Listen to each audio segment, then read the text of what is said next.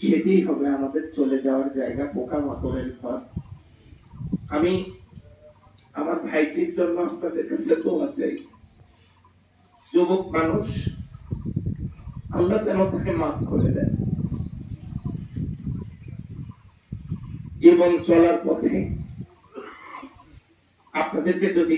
আপনাদেরকে কারো মনে যদি সে কষ্ট দিয়ে থাকে, আমরা কি আজকে তার শেষ বিদায় মন থেকে সবাই মিলে তাকে মাফ করে দিতে রাজি আছি? আল্লাহ তুমি সাক্ষী থেকো, জানাজায় দাঁড়িয়ে তোমার বান্দারা তাকে মাফ করে দিয়েছে। তুমি রাহমানুর রহিম, আল্লাহ তুমিও তাকে দয়া করে মাফ করে দাও। তার অন্ধকার কবরটাকে আলোকিত করে দিও, সংকীর্ণ কবরটাকে প্রশস্ত করে দিও, এবং আল্লাহ তুমি মুনকির নকিরের সওয়ালের জবাব দয়া করে তাকে শিখিয়ে দিও। সবচেয়ে বড় ব্যাপার, তার পিতামাতা জীবিত আছে। এই